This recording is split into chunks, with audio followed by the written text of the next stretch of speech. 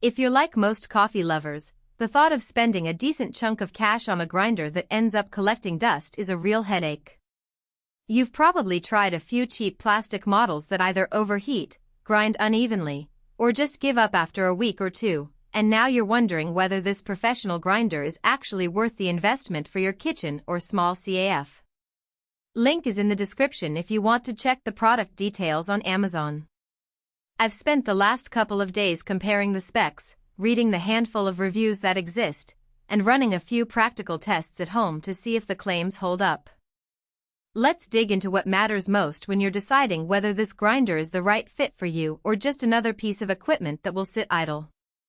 First off, the biggest question most people have is whether the 350-watt motor is truly enough for daily espresso grinding without burning the beans. In my testing, the motor feels solid but not over-engineered. When I ran it for a full 30-minute batch of medium dark beans, the motor stayed cool enough that the beans retained their aromatic oils, no smoky, burnt taste that you sometimes get with cheap grinders that overheat.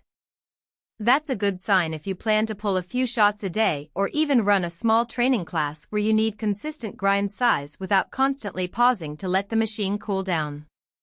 The grinder's 64mm stainless steel burrs are the real workhorse here. They're made from SUS 420 steel, which you'll find in many mid-range commercial grinders.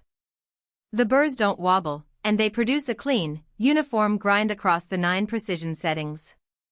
I tried them on everything from a coarse French press grind to a fine espresso dose, and the result was surprisingly consistent. The flexibility of those settings is useful if you're experimenting with different brewing methods or teaching students how grind size impacts extraction. That said, the precision label can be a bit misleading. There's no digital readout, so you still have to fine-tune by ear and by checking the extraction time. If you need a grinder that can be set once and left alone for weeks, you might still want a higher-end model with programmable doses. One practical strength that often gets glossed over is the 1-pound bean hopper. It sounds modest, but in real-world use it's actually quite convenient. For a home kitchen, a pound of beans is about a week's worth of espresso, so you're not constantly refilling. In a classroom setting, the hopper lets an instructor grind enough beans for a small group without interruption. The design is straightforward, a flip-top lid that opens wide enough to pour beans in without spilling, and it seals well enough to keep the beans fresh between uses. If you're looking for a grinder that can handle bulk beans, the hopper might feel a little small, but for most home and boutique CAF scenarios it hits the sweet spot. Now, let's talk about the user experience. The grinder is easy to use, as the marketing says, but that really translates into a few specific things. The power button is large and tactile, the grind selector knob turns smoothly, and the grind chamber opens with a simple pull. The clear advantage here is that there's no learning curve. You can power it on, select a setting, and start grinding in under 10 seconds. For a coffee training course, that speed can keep the class moving without spending time on fiddly adjustments. On the downside, there's no automatic dosing feature, so you'll have to measure out your dose manually each time. If you're used to grinders that grind directly into a portafilter or dosing cup, that extra step might feel a bit clunky. One hidden trade-off that I discovered is the noise level. At medium settings, the grinder is louder than a typical high-end espresso grinder but still manageable. Think of a dishwasher running in the background. If you're operating in a quiet studio or a small apartment building, that sound could become a nuisance after a few minutes of continuous grinding.